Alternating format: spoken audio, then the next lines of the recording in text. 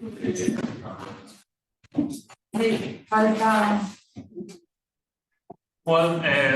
I'm going to introduce you in Spanish, if you don't mind, and then we'll switch to English. So it's going to be a bilingual seminar, if you don't mind.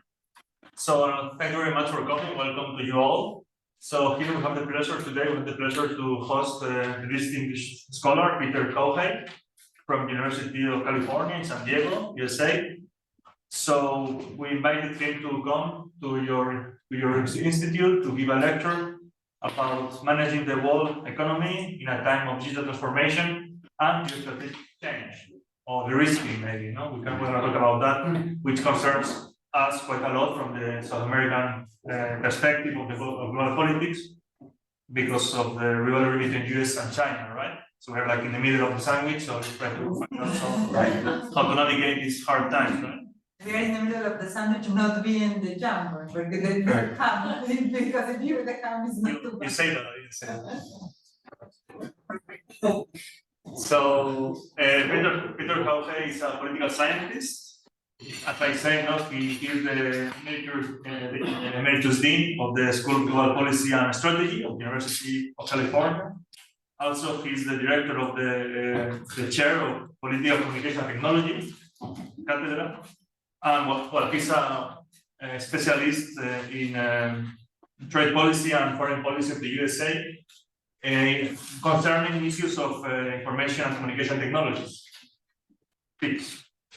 Well, he has published a lot of papers, articles, and books, notably Digital DNA, 2017, and more recent, and before that, the book of 2009 of the MIT publisher, Transforming Global Information and Communications Markets.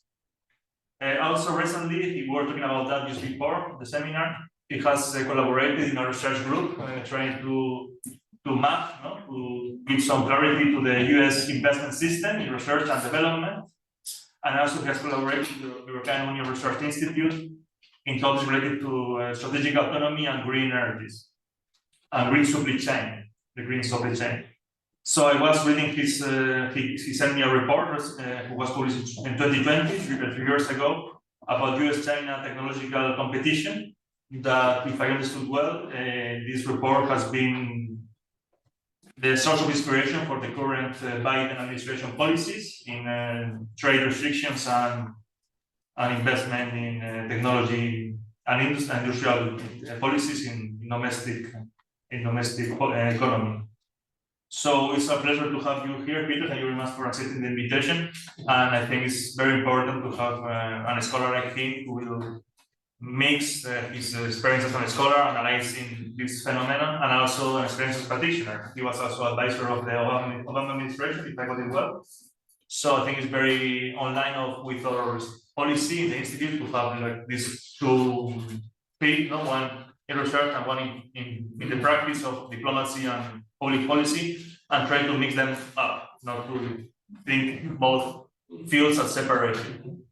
Okay, Peter, I don't have talked too much actually, so. Yeah. We are recording the session, and the session will be online for the students or for anyone who wants to see it. That's great. Well, first of all, I'm honored to be here. The most famous Institute on International Affairs in Chile, and with a leader who I had the pleasure of working with in the past, and Dorotea. It's great to see you taking the Institute in new directions with new ambition. So I applaud you, and I thank all of you for taking your time for being with me today. I'll try to make this a return on investment that's of your time that's positive. I do want to say before I start that although I do serve on 2 advisory groups to the Biden administration, my views today are strictly my own. These groups do not have a consensus on anything, and I have lots of opinions, as my wife, Judge Margaret McEwen, will tell you, it's an everyday factor. So the other thing I want to say is that this work really represents a lifelong engagement as a scholar and a policy practitioner, both in the Obama and the Clinton administrations. And that engagement has really been with two fundamental transitions in the working of the world economy. One is the growth of digital technology and its impact, and the other is the way that it manifests itself in the growing role of services in global commerce and the problems of governing the world economy. So I'll be relating those long-term trends to the immediate issues that we face today as I go on in this talk. Now, what's new is really that the challenge posed by digital technology and the rise of digital services has been that it's forced a long-term change in how we manage the world economy, away from traditional issues of tariffs, for example, to issues of what's called often behind the border policies, the coordination of domestic regulatory policies and their international counterparts across border policies as the cutting edge for dealing with digital technology. So that's one force that is evolving over time, over the last several decades. And the second, of course, is the rise of the geostrategic tensions that Juan mentioned in his introduction, especially between the US and China, but also between China and the European Union, for example. And that tension is important because, of course, the technology competition that has taken place and its potential military security consequences have made the processes of supply and demand in the world economy that have evolved over the last really 25 years, let's say, with China's full emergence into the world economy, much more difficult to sustain and manage. And we're trying to figure out the balance between that. Very strong interdependence with China and the need to revisit some of the security of supply issues that we confront today. As we do that, I just want to add one further note that's important in these discussions about the rise of China. We had a long narrative in the last 5 years of the rise of China as superseding or replacing the US as a leading economic power in the world. And thank you, you just reminded me. You know, sometimes you just got to rely on the other person. It's an interdependent supply chain. So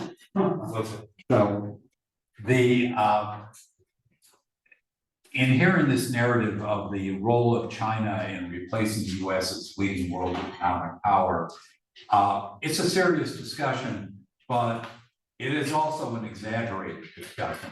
And I think it misses really what's a more important dimension of the change in the world.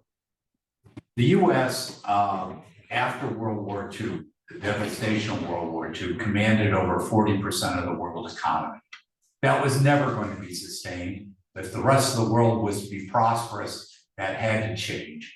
And by the early 1970s, it had changed. The US share of the world economy had settled into the range of 20 to 25% of total world gross domestic product. That range is still the truth today. Today, the US is about 23% of all the world economy. China is about 17%, and it's not rising rapidly in its share.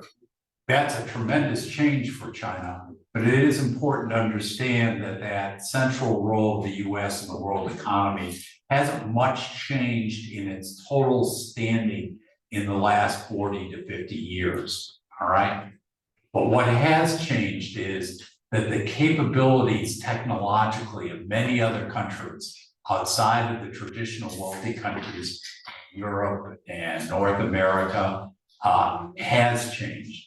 And the emergence of much more sophisticated technological economies on a broader basis around the world, which is already significant and is, I think, going to only accelerate changes in the nature of managing the world economy, because there are simply more players with more sophisticated capabilities and ideas that have to be brought into the system. Let me give you another picture of this. This is a chart just giving you two notions about the role of digital technology and digital services that translate digital technology into the practical drivers of economic workings. The share of digital service exports, as this slide tells you, has grown in the world economy. It's now about 12% of all world trade. It's grown in magnitude by 50% in the last 10 years. And most importantly, it's growing faster than the growth in trading goods and commodities. So services are consuming more and more of global commerce. In a sense, this is a catch-up. We all know that in any well-to-do economy, whether it's Chile or the United States or France, the service sector is the largest part of the economy. For a long time, that was a local phenomenon, but digital technology means that services can scale at a global level and provide powerful, if you would, intelligence to coordinate the world in a whole new way.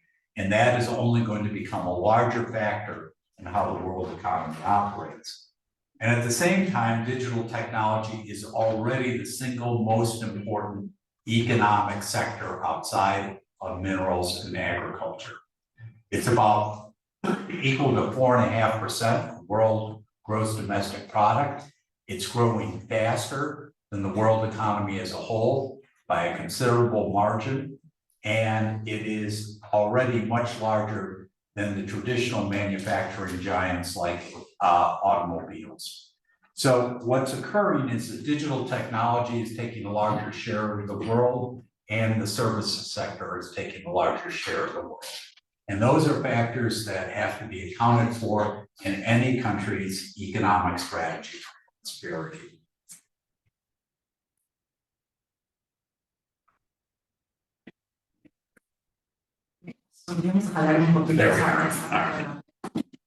So, in talking about this, I just simply want to note that one of the particular areas that you're going to see this mattering more and more is in global supply chains. So whether it's copper out of Chile or agriculture out of Indonesia or any number of other areas that you can think of, services are going to be growing, and the digital input is going to be growing in this global supply chain. And this matters especially because of security considerations and because of the issues in public policy that are under discussion in this country. What should be our approach towards artificial intelligence? What should be our approach to cloud computing as a key digital infrastructure? What should be our approach to the growing role of digital and software in the efforts to develop a sophisticated light manufacturing sector? All right. And all of those require a question of what are going to be the ground rules around the world. And the ground rules do not have to be the same, but they have to be sort of roughly compatible, that you can navigate around them, even though they may vary in the specific policy balances they draw. Now, the other thing that makes this complicated is digital technology itself. Digital technology, it's a cliche to say, is constantly changing, but it's easy to forget how rapidly it will continue to change. If we had looked at any of the major economic newspapers or magazines around the world 2 years ago, everything would have been about cloud computing and the role of cloud computing in shaping the digital infrastructure of the future. And there is no doubt that cloud computing will be very, very important for the continuing future. But even as that's going, just to give us a sense of how much the world changes around us, if you take a look at the technology roadmaps, which aren't fully published, but we have some pretty good ideas about them, of the big digital companies, let's say an Apple or a Samsung or a Huawei, they are all planning for their mobile phone devices to have a substantial artificial intelligence capability on them over the next 10 years. Now, these won't be the general AI models that you read about like ChatGPT, but they will be very powerful machine learning algorithms capable of doing a lot. And the data storage on these phones will be enormous, even compared to today. So what that means is that in everybody's pocket in this room, when you travel internationally, you will be doing cross-border data transmission. You will be walking AI mini centers, and you will be doing that at a global level, right? That gives you a sense of how dense and complicated this world is going to be, and why, if you don't have some basics of commonality, it's going to be very hard for governments to have meaningful policy choices. And in this system, I would suggest two characteristics are going to be important. One is an emphasis on learning, because we actually don't know exactly how this stuff will work, right? We just saw this weekend the fight over OpenAI, and what was that partly about? Differences of opinion about what AI was going to do and what the board should do to manage it. So we have to learn through our governance mechanisms, and because of the broader distribution of expertise that's necessary to govern digital technology, because it's becoming multidisciplinary, it's not just computer science and electrical engineering. And because the capability for sophisticated digital technology is spreading across countries in the world, it has to truly be what we like to say in global governance is multi-stakeholder. That is incorporating more and more people.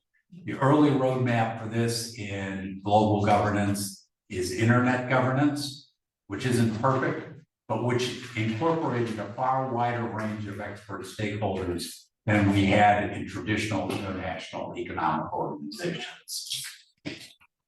So when we talk about this, we then come to the role of the United States in this changing system. And there, this, in my opinion, the stark truth is that the Biden administration does not have a consistent, clear policy about managing the world economy, because it does not have a policy about trade to help anchor that policy. It has policies for finance, it has policies for security, it has policies for even international development.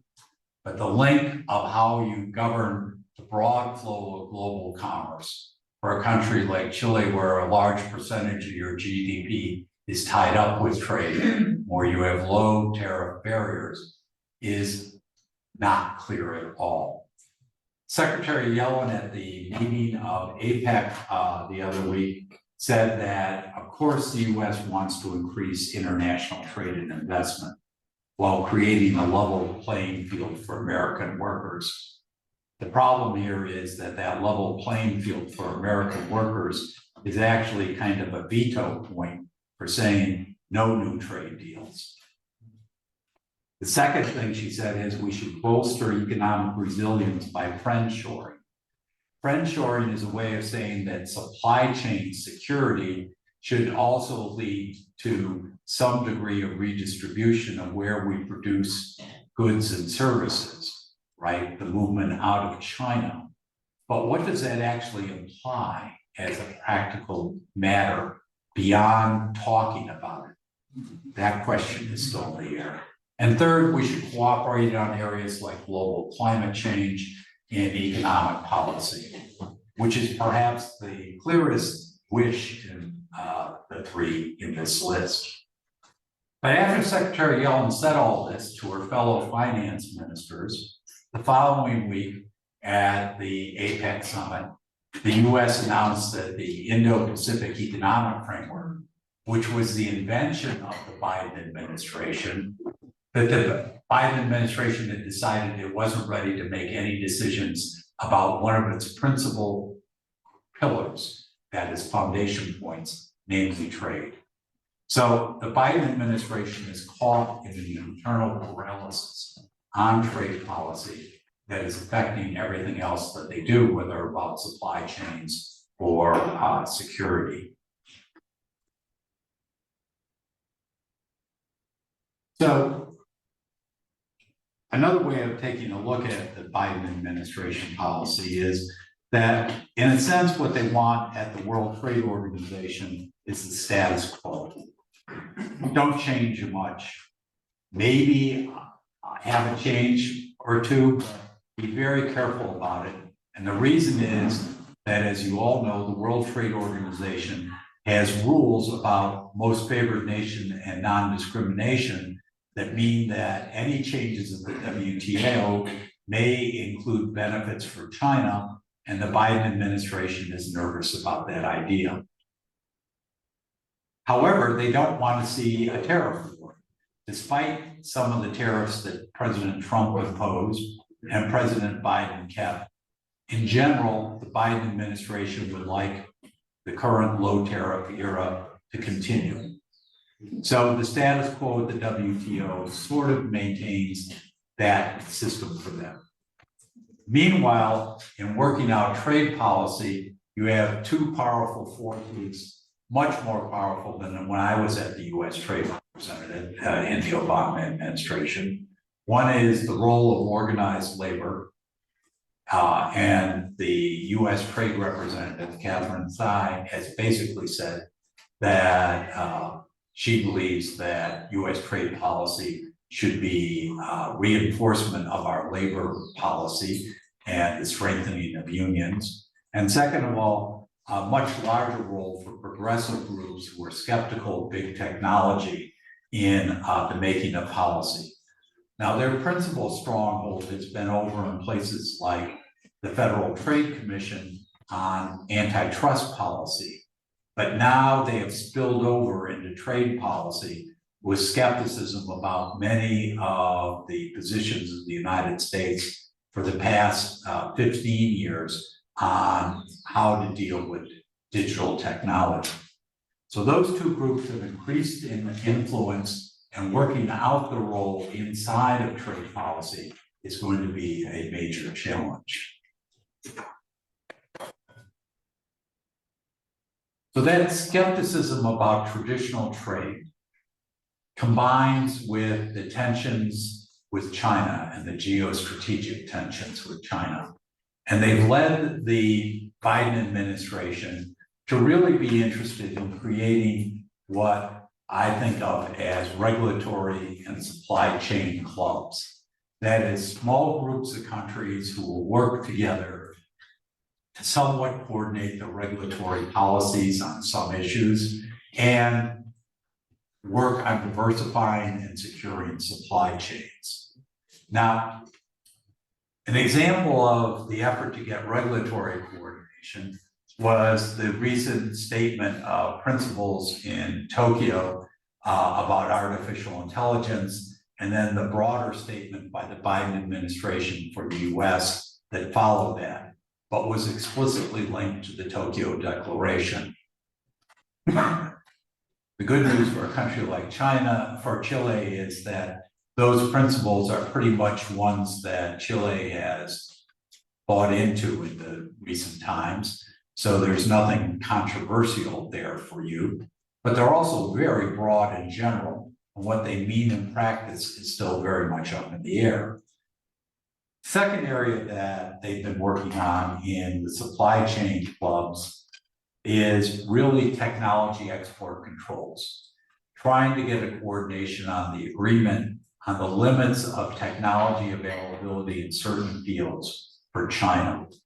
and getting to some common approach with major trading partners so that there's a consistent approach to China. Now, in my introduction, I mentioned that I shared a report that included many members of the Biden administration before the election of 2020. And in that, we proposed a variety of measures to deal with China as a technology rival to the United States. But a big theme in that report was what we called a small yard with high fences. Very narrow technology controls that were very stiff and strong, but very limited in their range. And it was no accident that the big initiative of the Biden administration was on semiconductors, because the one thing we agreed upon as a group, which had a number of different views, was that the technology race with China as a matter of national security was much easier to manage if the United States was able, with its allies, to control the leading edge of semiconductors. The general range of semiconductors, not so important, but the leading edge, very important. And that was the notion of a small yard, high fences to really limit access to China to those technologies. Now, the truth is that a small yard with high fences is a great theme. But when you introduce national security as a major element of economic policy, it's much harder to sustain. I mentioned that I've served in both the Obama and Clinton administration, and in times my portfolios dealt with the cross between economic and national security policy.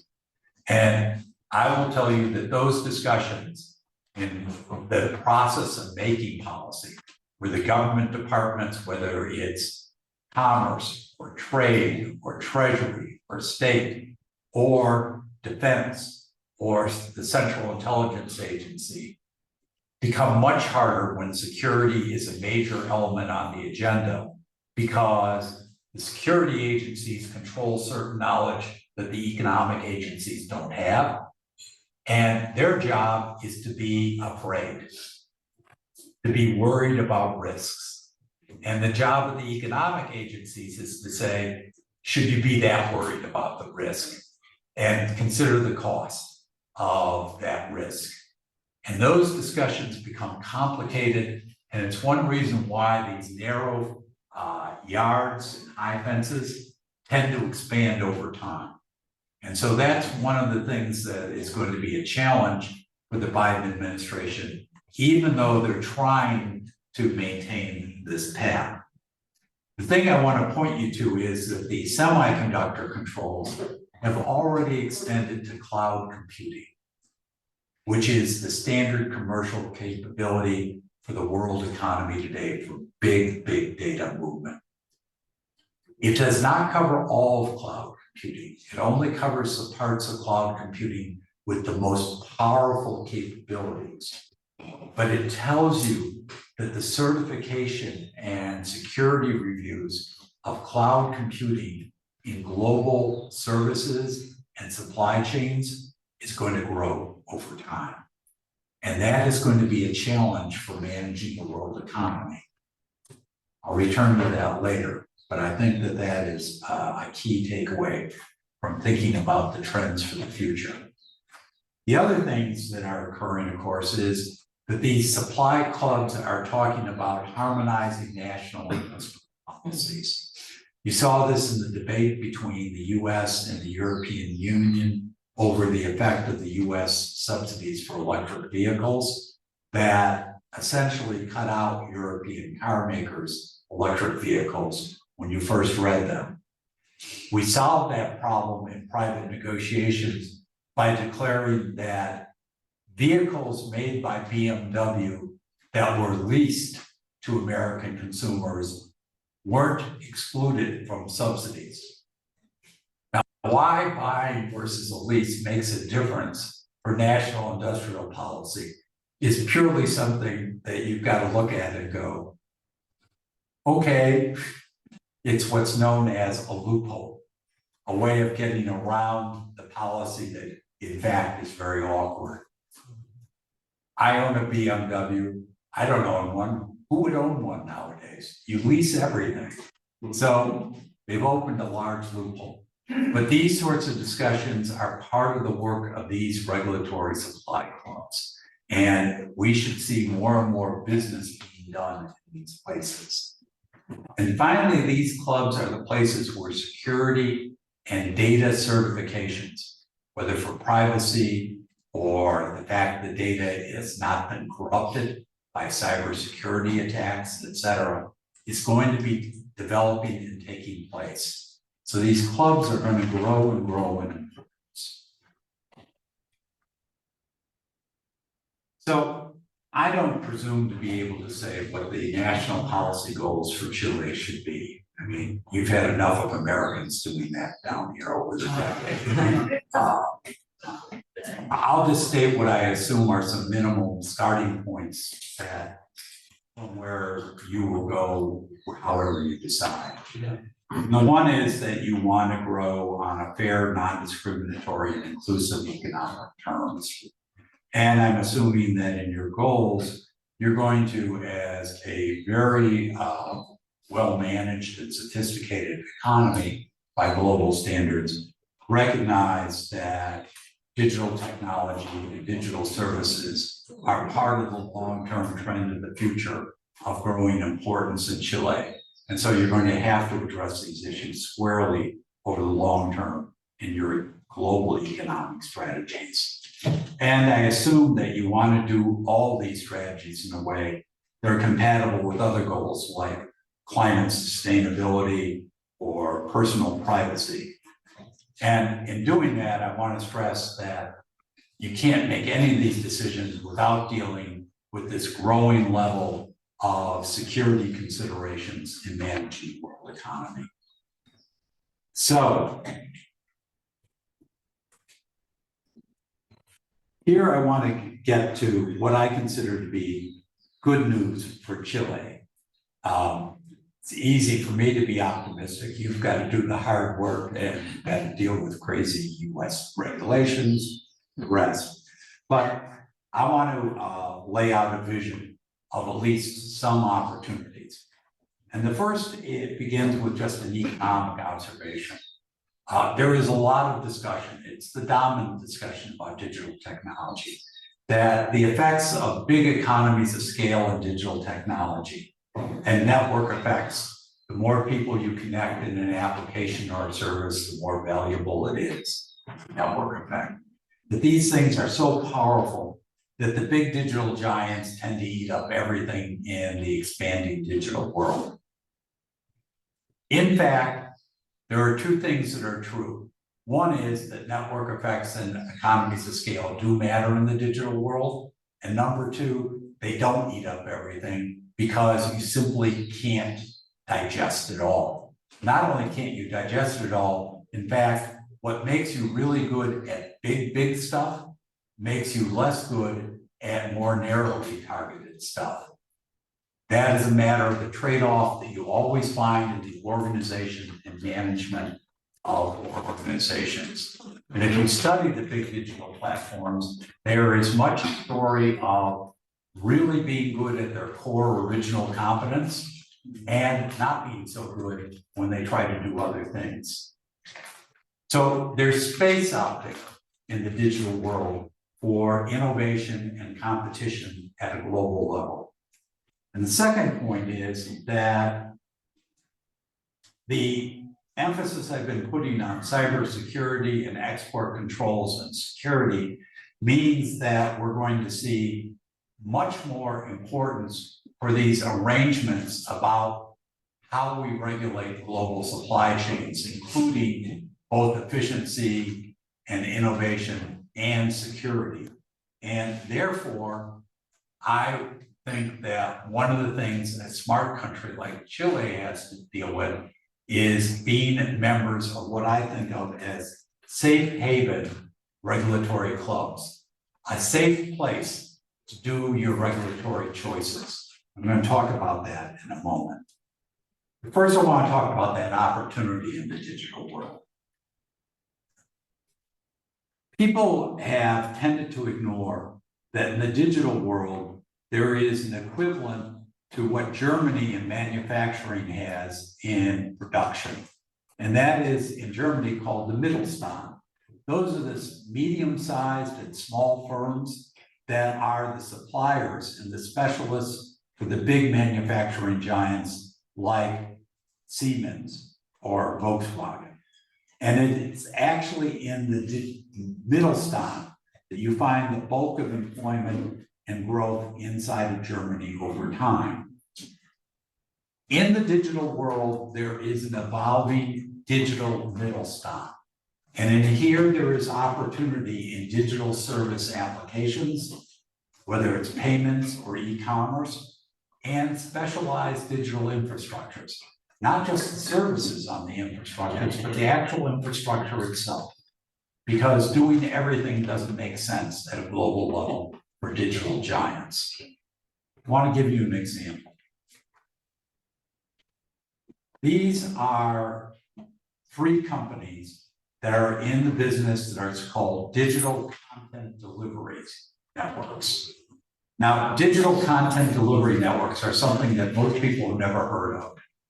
They are very large, and none of them are controlled by the big digital giants. Why do they exist? Because it turns out that building out the delivery network for your digital services around the world is complicated and expensive and not very easily centrally managed. So when you go on, last night I went on, my wife was practicing her Spanish for the speech she gave this morning at the Judicial Institute. And I promised you her Spanish is quite good, but she was going to get it down perfectly. So she said, get on Netflix and listen to something else. So I got on to Netflix, perfectly delivered.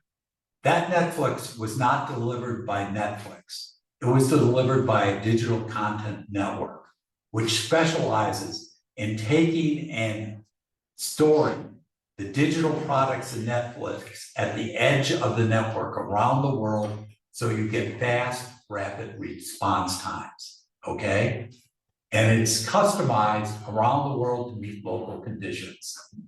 There are a number of these digital content networks around the world, and they have carved out a role that it's not likely feasible ever for the big giants to go after. Out of communications, out of India, for example.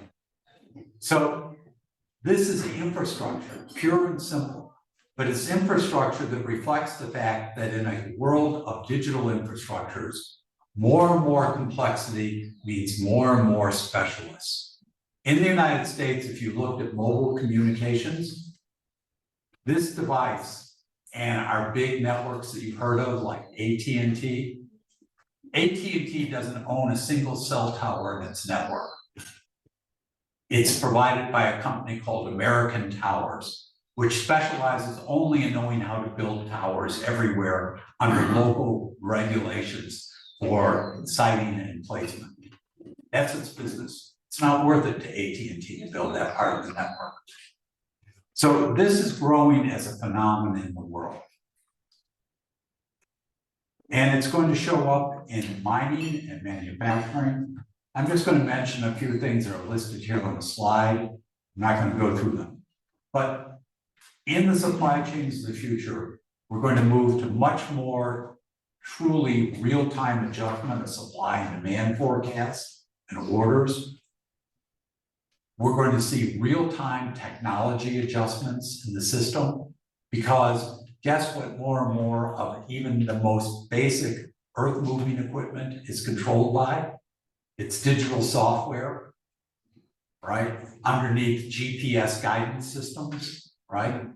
And so upgrades in the technology, changes to deal with security breaches in the cyber world, and the rest are going to happen. And along with that will come sustainability planning. The exchange of data between the mining company or the manufacturing company and the government regulator for real-time observation of the effects of mining operations on the environment can now be coordinated not just at the national level, but a regional level. In the case of things, let's say, like water flows across borders.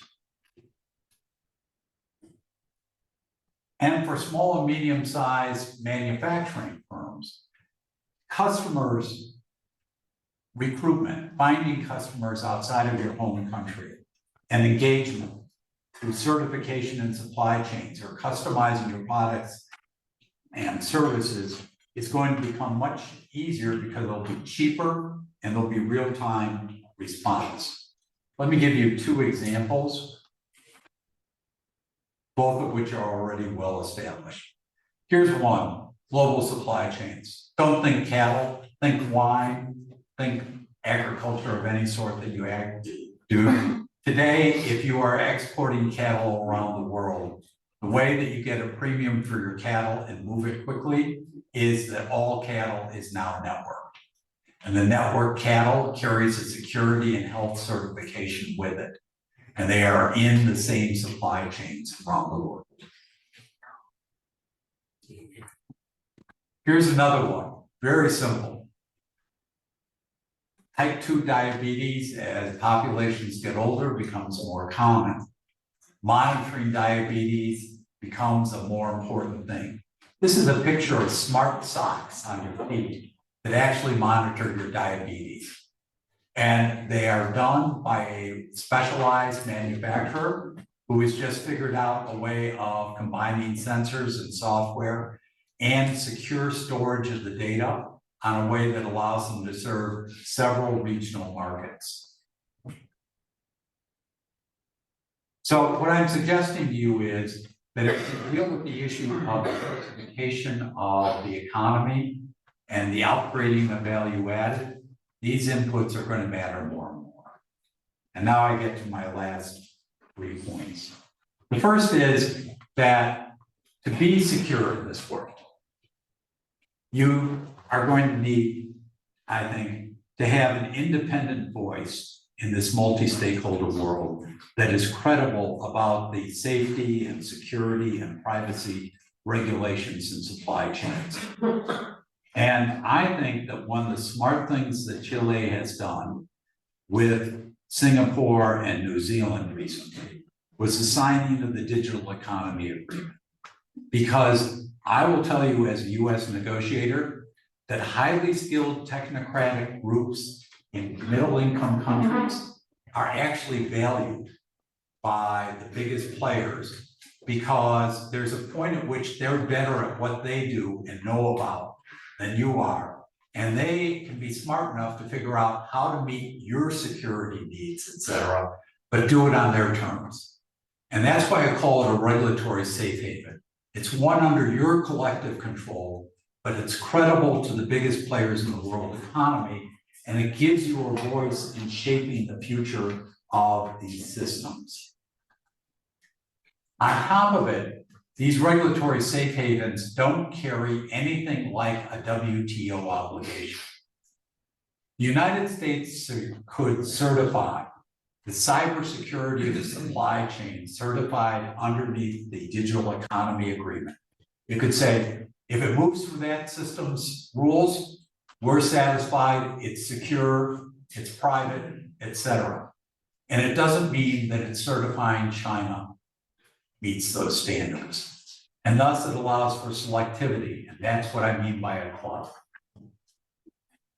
The other thing that I think that a country like Chile needs to do, and we were talking about this before this session, is invest more heavily in research in the digital environment. And this is not just about computer science or electrical engineering. It's really about digital applications and technologies and how they work in the world.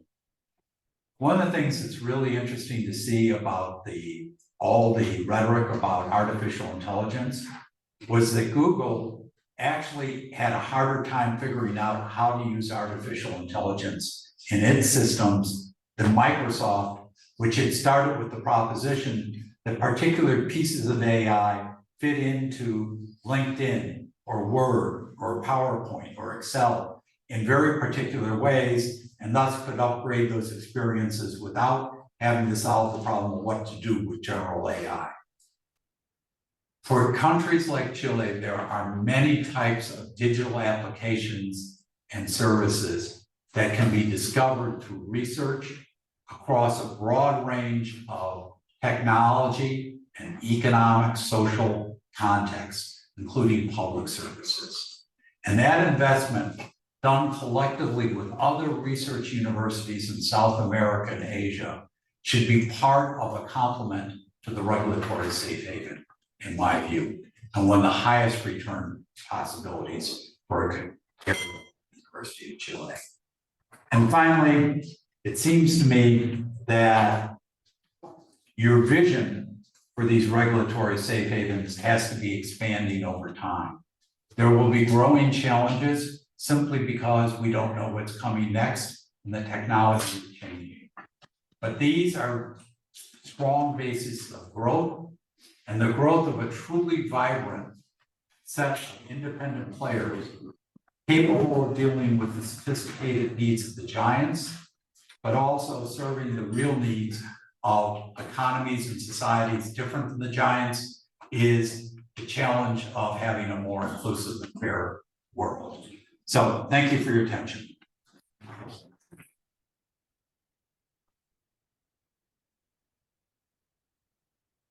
Thank you very much, Peter. It was very interesting. Let's open the discussion.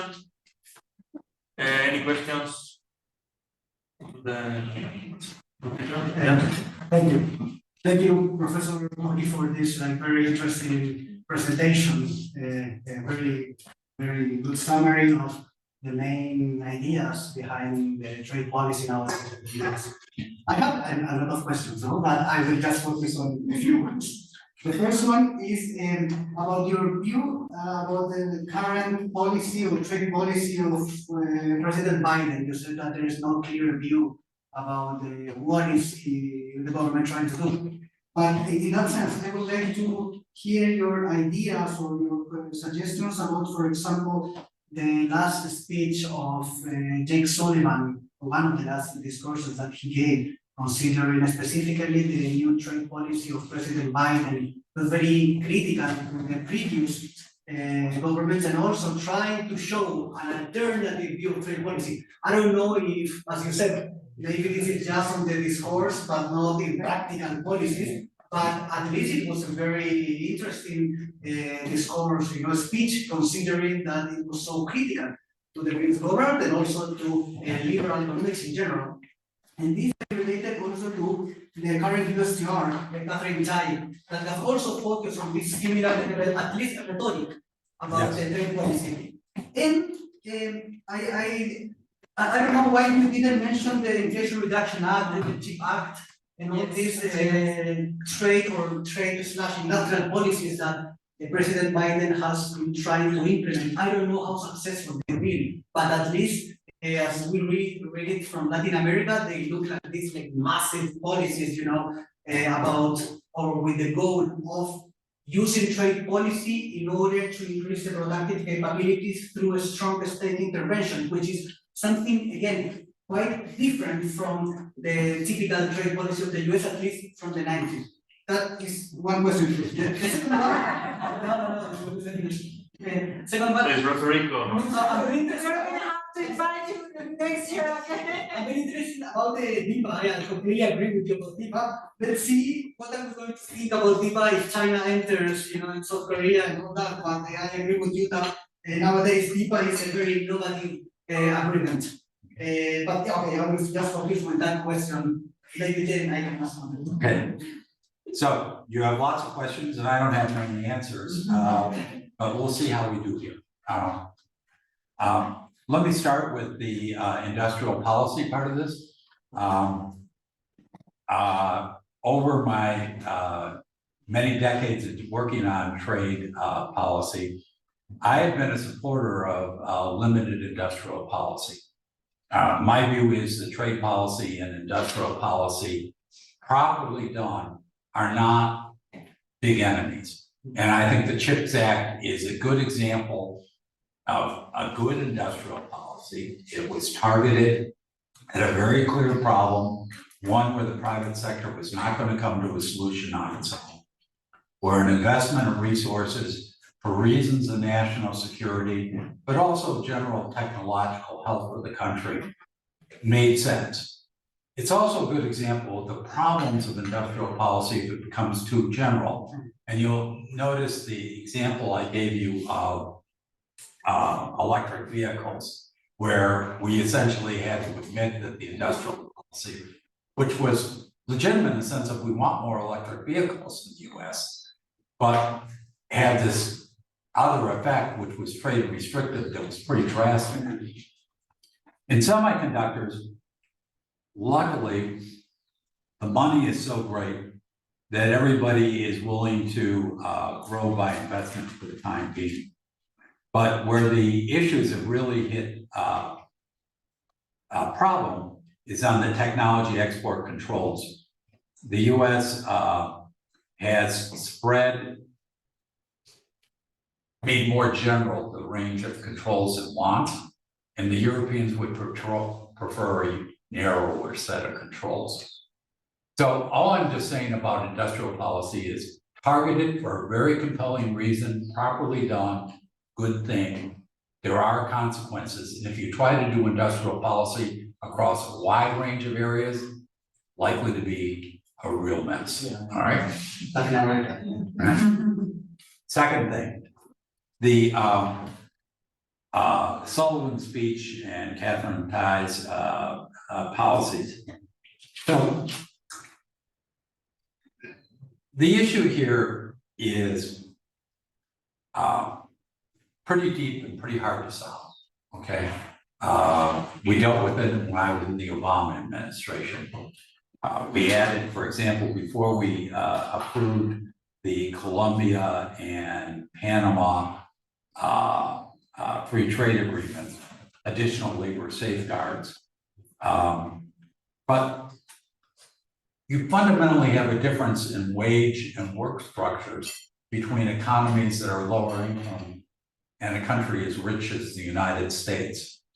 So when you say that you want a policy that is going to make labor unions strong and going to do all sorts of things to protect labor rights, in theory that sounds good, but in practice, the unions aren't happy unless the wage differential is enormously narrowed. And yet when you look at the productivity per worker between, let's say, Chile and the United States, there's an enormous difference in the productivity embedded in the workforces. And if the wage structure was the same, you can't export to the United States. Yet the tension from the viewpoint of the organized labor is understandably that this is undercutting the wage structure there. And that's why it's such a hard political problem and such a hard conceptual problem. So I think it's not a bad idea that there's an emphasis on more protection of labor unionizing. But as you know from your experience as a country here, the issues of labor union policy and what's the right policy and how, those are very deeply sensitive problems in every country. And so while I think this isn't a bad idea, I think that really what it's become is a de facto veto. And it's because President Biden really needs the unions for the election coalition. What happened in the Obama administration, I'll be frank, is that we went slow on trade policy in the first term, and it was only in the second term, when there was more freedom politically, that we got more ambitious, right? But on the digital side, almost all the digital trade policies that the US has just walked away from, I helped write in the Obama administration, so it goes back to 2009. And we just reversed, and there's no issue of labor policy there. This is just a matter of the progressives don't like big tech. And so right now, there's this nervousness about it. You know, administrations have to live by politics. In the first term of Obama, we wanted to get national health care. And that was more important than trade policy. And I agree, that was a more important thing for the country. what Biden will decide if he's reelected.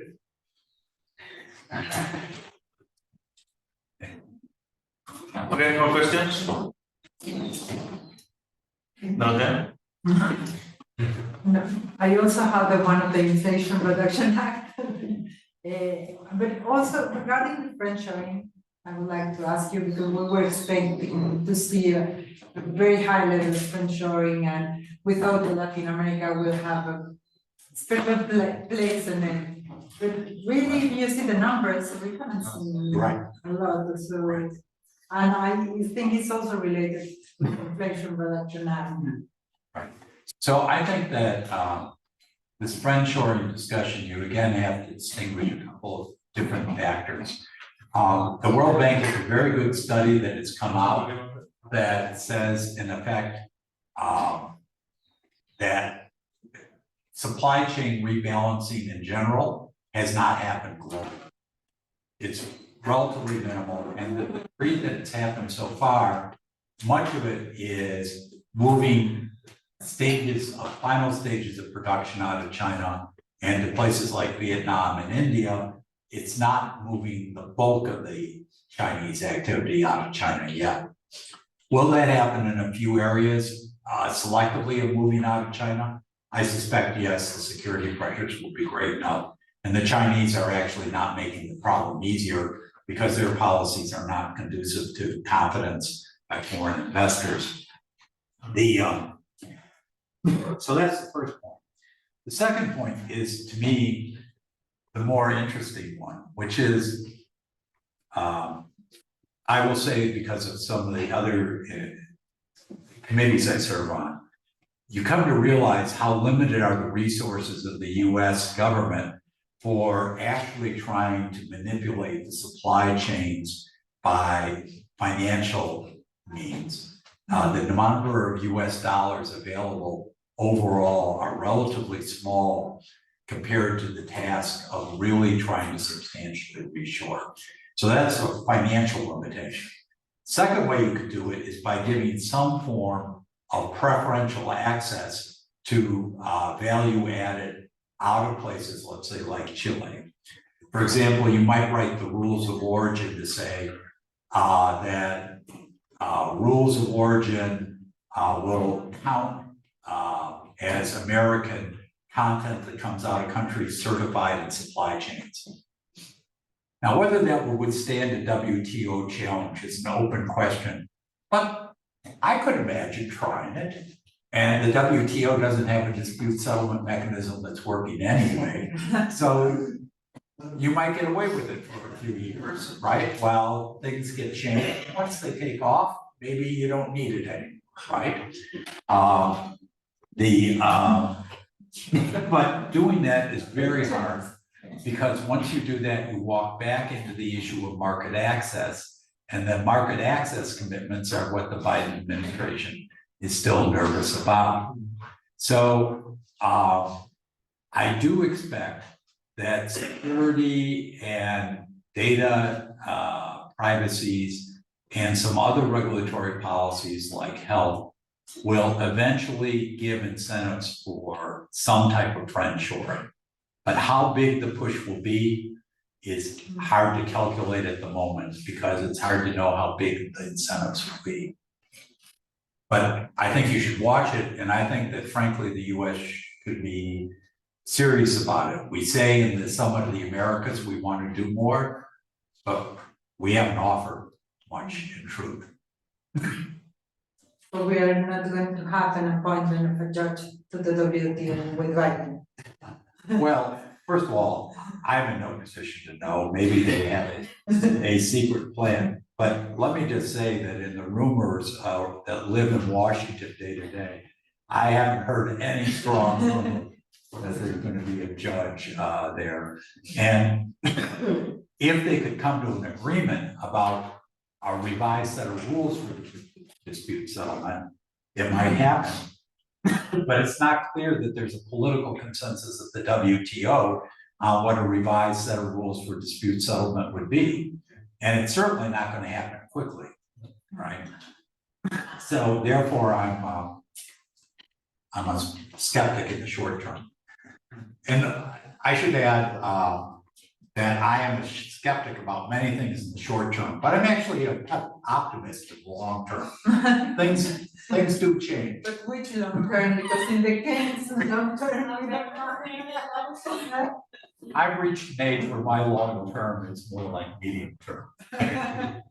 Like then. Alejandro, so talking about the WTO, Alejandro, the ex-former deputy chief, is a professor of master's degree in trade policies, so I'm sure he's gonna ask a very sharp question. Oh, good. Well, thank you very much, Professor. Hi, been a pleasure to hear your remarks. A lot of food for thought and big challenges ahead, and I'm really grateful. This has been very instructive, educational for me. I'd like to perhaps probe a little bit and get your views about what is bound to be happen. You are depicting a world where we have several challenges regarding the digital trade, services traded digitally, etc., and a lot of transfer of data across the frontiers and privacy issues and security issues and regulatory issues and competition policy issues, etc. Now, this, to my mind, will demand, it does already to an extent, a lot of more international cooperation, international coordination. But I don't know where the political energy to achieve that is going to come.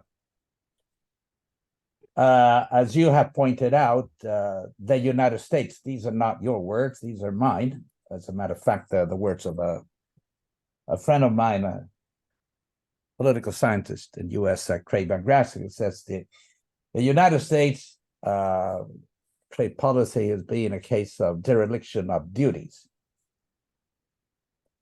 And it began probably in the second or late months of the Bush administration, particularly after Bob Zelig left the government. And ever since then, I think that the United States has never, the government has never had any support of Congress to lead, as it did since 1947, seeking more trade liberalization, new rules or improved rules, etc. And we know anything that's going to be multilateral will have to go and will have to mean to deal effectively with agricultural subsidies. And that will pose a political problem for the United States and other countries as well. But I don't see how the rest of the world is going to move in a big way in the direction of more international cooperation if there's not going to be a deal, a multilateral deal, where you're going to have agriculture and where the United States is going to play. Even you were part of the Obama administration. To my mind, during the Obama administration, USTR Froma, for example, not in so many words, but effectively the United States says, I can agree to anything in the WTO, provided it doesn't change US law, meaning provided I don't have to go to Congress. Well, that is a killer. So you said there's no trade policy now, or there is a worker-centric trade policy which nullifies any meaningful attempt to liberalize, etc. That is even better than Trump's trade policy, which was really proactive and very destructive, but has not been rolled back very much. So we have a very weakened WTO, and you said the purpose is to maintain the status quo of WTO, but the status quo is pretty bad. I mean, the WTO has been wounded. And well, we only now are trying to achieve agreements, not on a multilateral basis, but more on a plurilateral basis, and sometimes the United States is part of and sometimes not.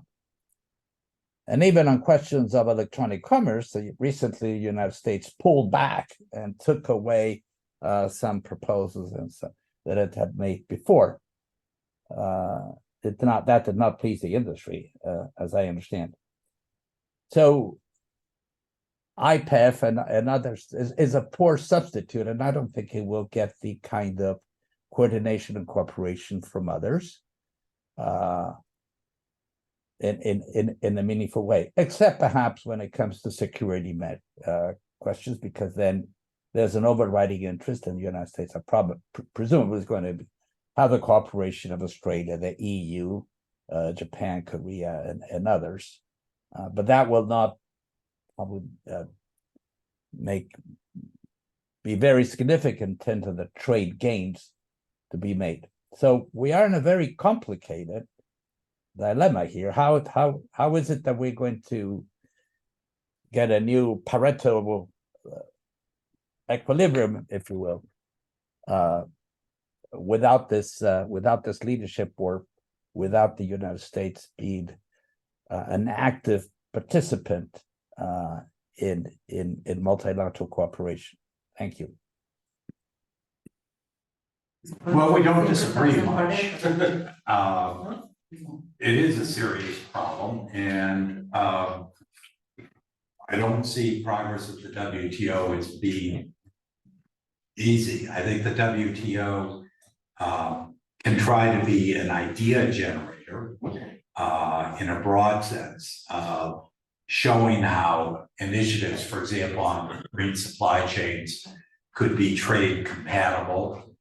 They can show ways of thinking about reforming rules of origin, which, as you know, is a pernicious hornet's nest in itself, a little like agricultural subsidies, et cetera. So it can be a source of generating ideas for the world about how you could make trade compatible with some of these new functional needs of the world economy. But I don't think it's where the deals are going to be struck in the short term. The analogy is very imperfect, but this is much more like a period in the range of the 1980s and early 1990s in world trade, when the US basically turned to regional free trade agreements as a way of innovating and dealing with the politics of trade liberalization. I think that although I've been critical of the Biden administration trade policy, that there is a fair point that they have made that it will take some new types of mechanisms to actually deal with these problems, given political limits of traditional trade, given the enormous skepticism in the US Congress of any further liberalization involving China, and given the way in which the Republican Party has retreated from free trade as a party. And ironically, there are more Democratic votes in the US Congress for free trade than there are Republican votes right now. We are not going to see classic trade liberalization right now. And that's not a good thing in my view, but it's a reality. So these clubs and other mechanisms for dealing with behind the border problems, and although I focused on digital here, it really deals with a large number of issues about coordination of public health, about green sustainability, a whole variety of other areas. Seem to me one of the few ways that we're going to make any progress at all. And you don't need to have an exact trade agreement in order to get national policymakers to start talking about what common elements of policy they could emphasize to make the system more manageable. And then ideas about how to make sure that they are least discriminatory and most, if you would, non-discriminatory as national practices can be taken from the world of trade thinking and applied to this effort to get more common approaches. If you want another way of thinking about it, Chile is a member of the OECD. And the OECD has actually a remarkable history of establishing some common ideas about policy. You know, we've spent a lot of time in the last few years talking about the European data protection regime. But most of the elements of it, except for the constitutional elements that flowed out of the European Charter of Human Rights, came directly from OECD principles that were established in the 1980s as basic policy principles. So there are mechanisms for getting some commonality of thinking that starts to simplify the problem. Does it solve the problem? I grant you it doesn't. But we live in a world of we've got to do what we can. Well, thank you very much. I do have a question. I'm gonna just step over. Fabiola también. Okay, so let me go first, if you don't mind. Segundo, I don't know if I don't think it's certified this gender inequality. my moderator privilege, I won't say it. Wait, use my moderator privilege.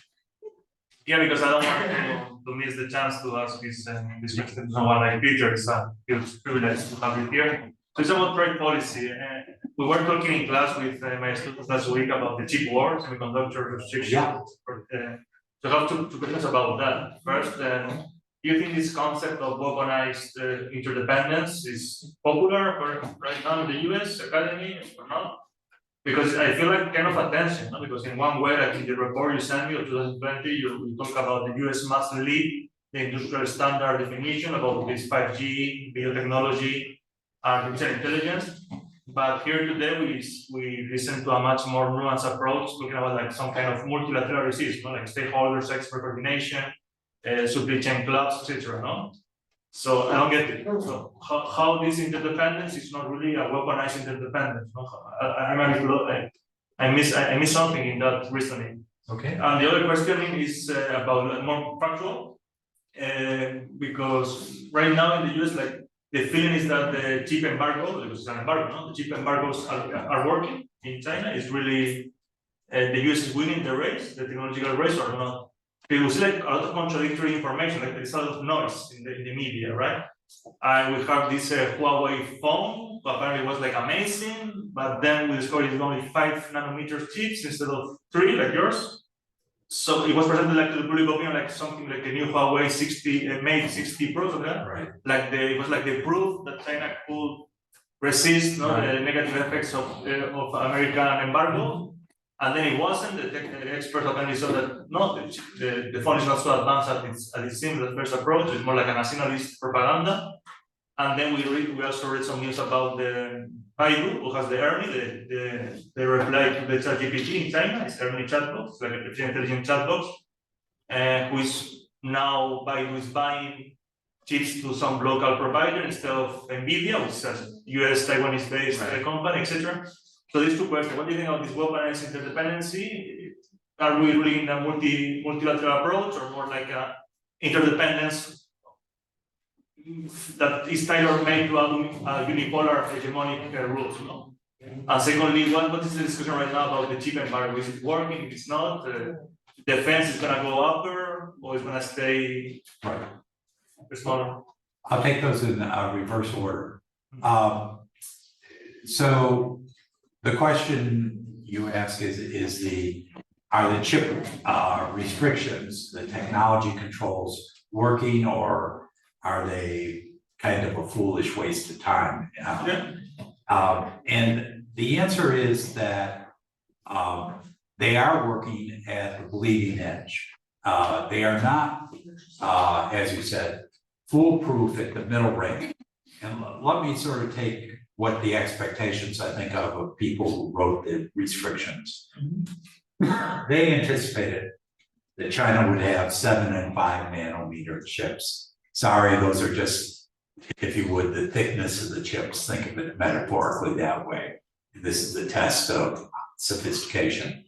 But they didn't think that they could get to the 3 and then the sub 3 levels of chips with the technology controls very quickly. Eventually, yes, but the goal is to stay ahead of the edge, not in the middle. Second thing is that the controls were written in a way that you've actually given examples of, where they didn't tighten up the use of, for example, by Huawei, shell companies, front companies that went out and purchased large amounts of NVIDIA chips, et cetera, on the world market.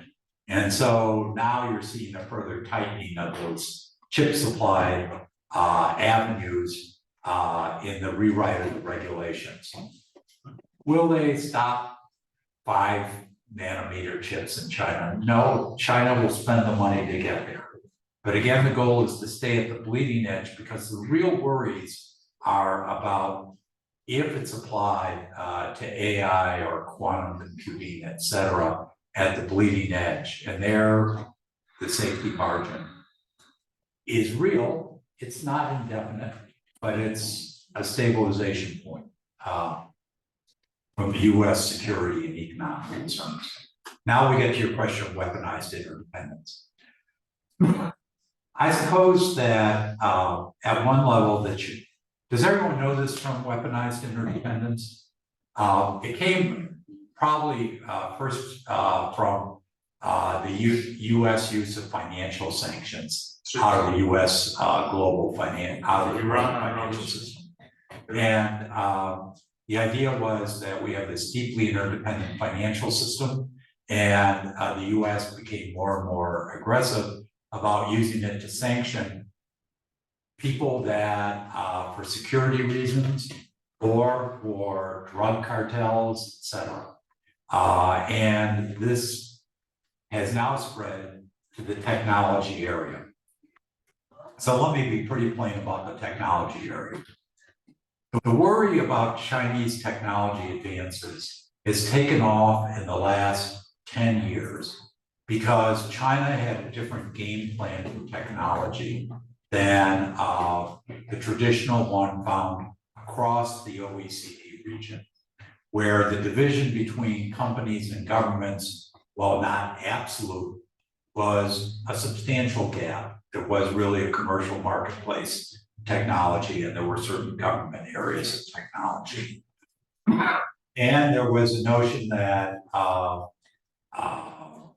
market forces would kind of drive the way that technologies developed, and the standard setting system would be a relatively open expert system, divorced again from active government steering.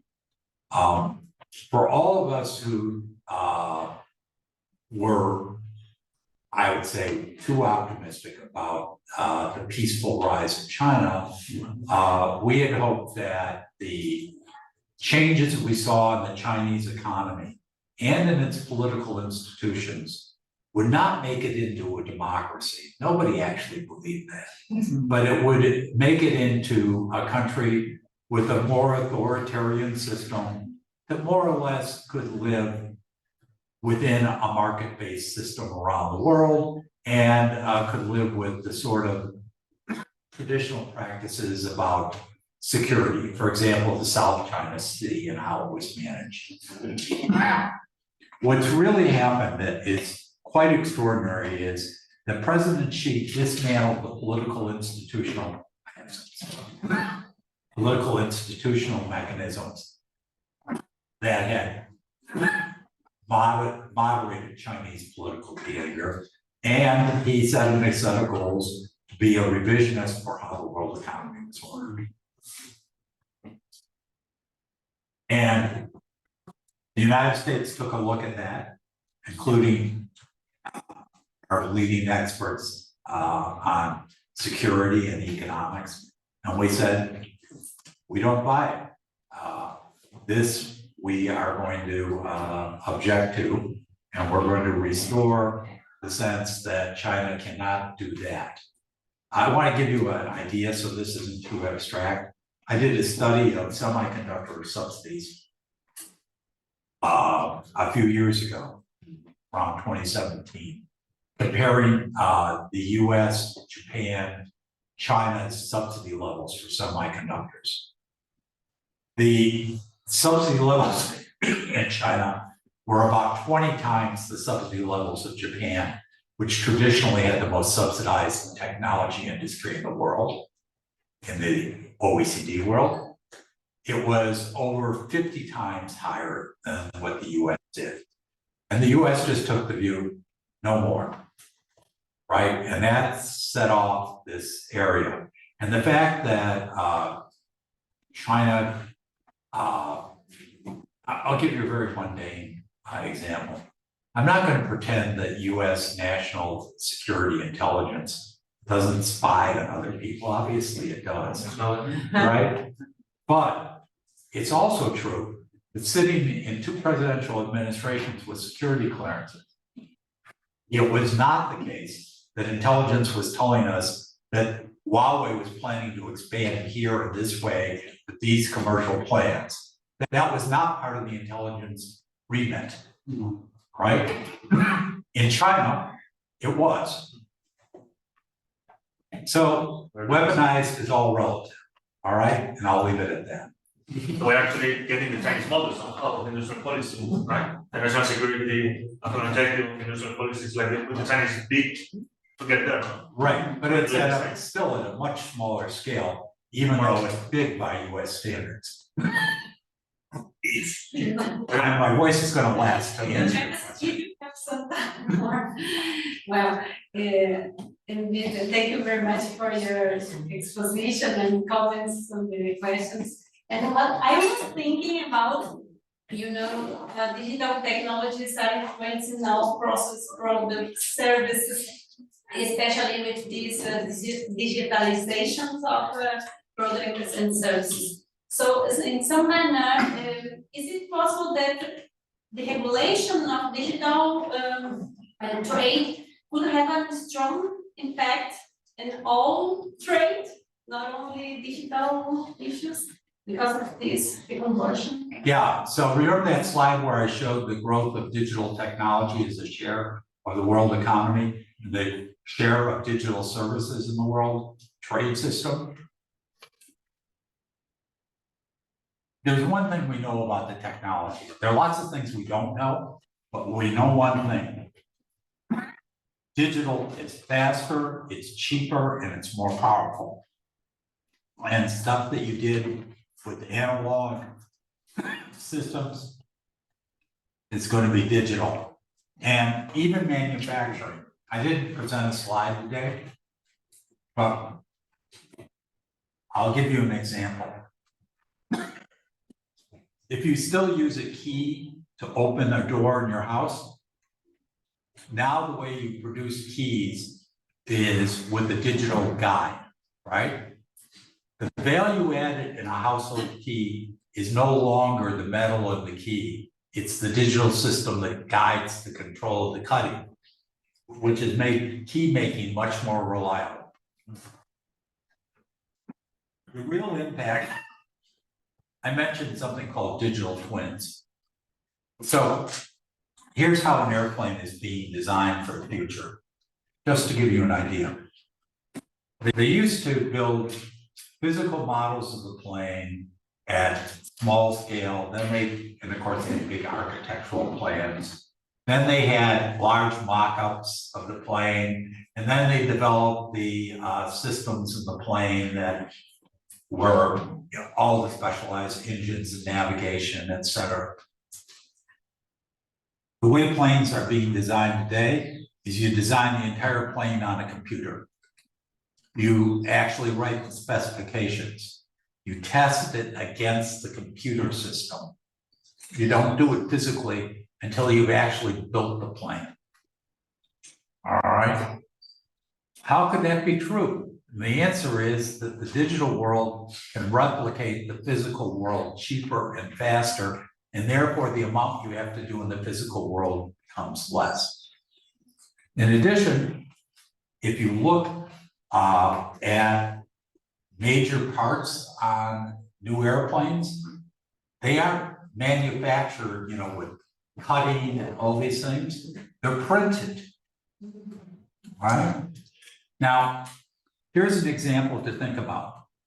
Imagine, I don't know, I saw that somebody was driving a Peugeot here on the streets of Santiago the other day. I don't know how popular Peugeots are, But imagine that you have a Peugeot that is an old Peugeot and something goes wrong, some expensive odd part goes wrong. Well, you could wait for the part to be restocked from France, or in the future, they could send digitally a file to a printer here in Chile and print the part. That isn't going to happen with every part. The world isn't going to leave the physical realm, but the percentage of the world that's going to leave the physical realm is changing, and that means your life and economy is changing. And that's why I say, for smart economies, planning on this is just a fact of life of the economic transformation, adding value, adding skills to production, opening the world to you in new ways, has to be part of this stream. Just in the same way that thinking about public health as only a national problem is gone in a world where people are moving this far. So take these as just fundamentals. You'll make your choices about what you do, but take them as fundamentals. They're going to be driving everything that happens. And to me, this is both in the long-term good, but in the long term has lots of risks. And that's what problem solving is about. But you can't solve the problem unless you recognize you've got this force that's out there and it's transforming things, and you've got to get your hands around it as best you can. And there's a lot of uncertainty because nobody knows exactly how it's going to work. I don't know if that's an optimistic or a pessimistic statement, but since I only deal with the medium term now, I'll say that I won't be around if I'm wrong. Any other questions or comments? No? Yeah, I feel very bad because your cough is getting worse each time, so. It's all right. It's my dramatic touch.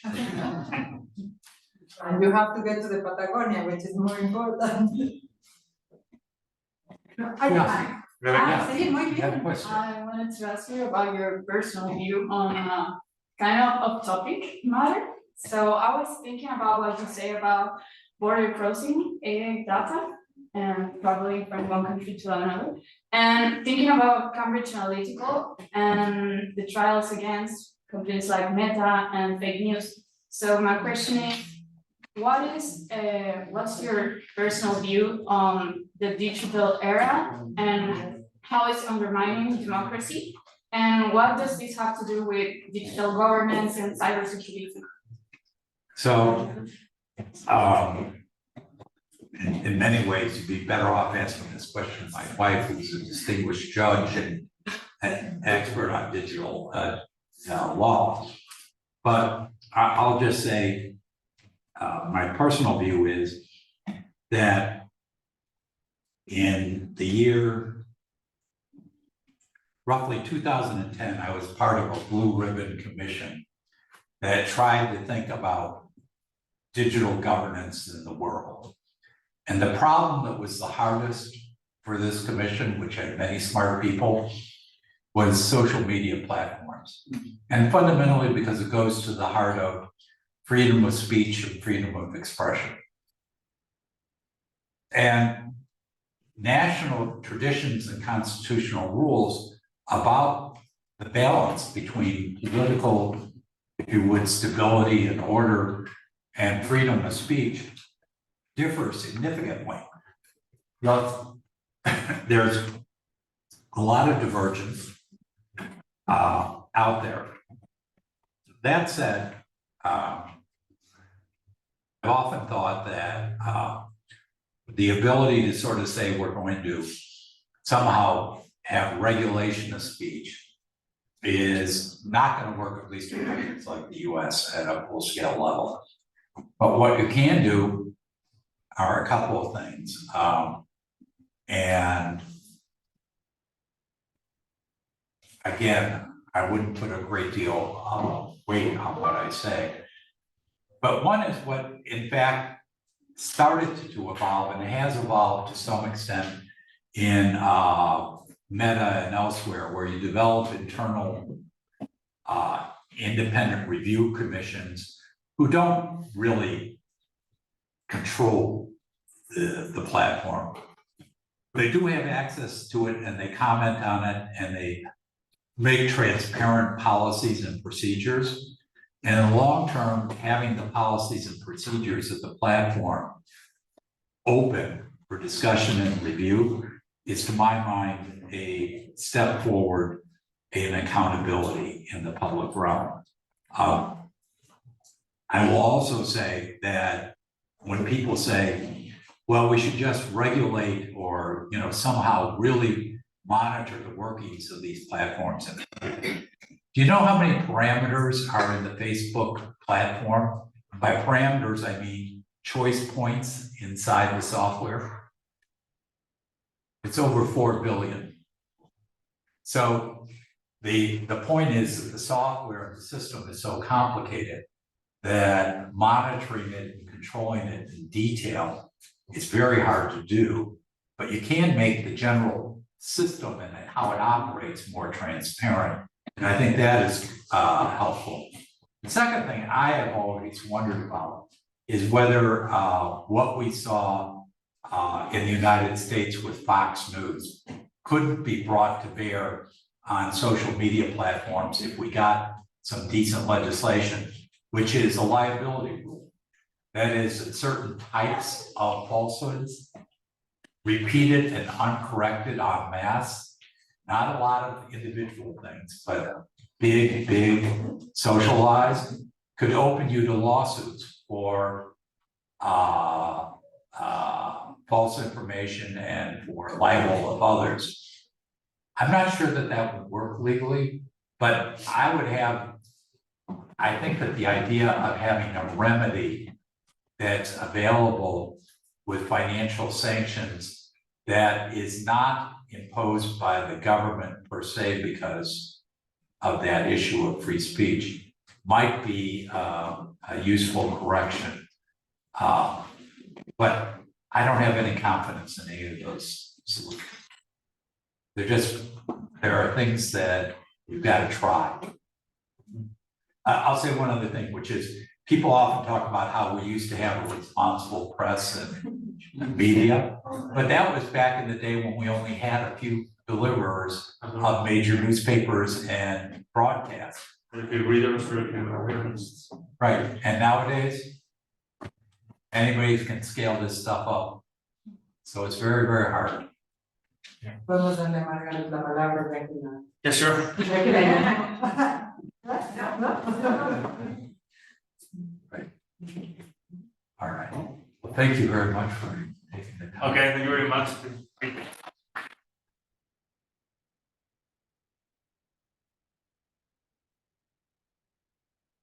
It's really important. I wish I had it.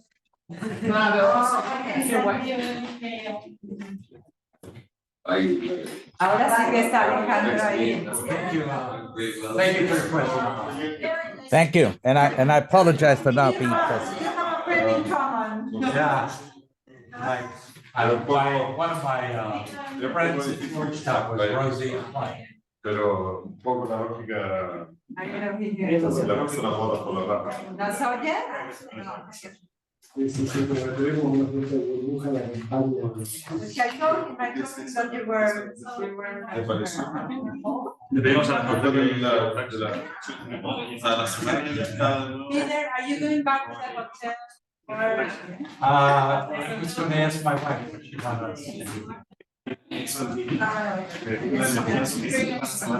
Very nice.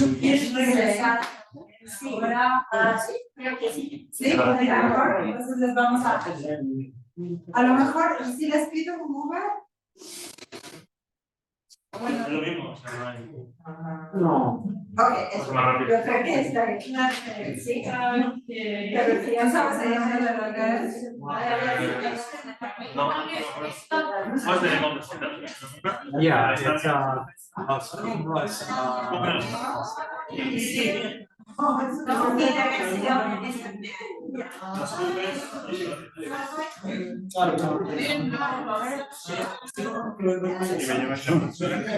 Me llama Serrano. ¿Tú quieres uno?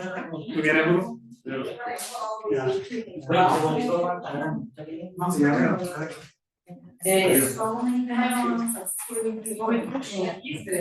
Thank you very much, Professor. Oh, thanks for your question.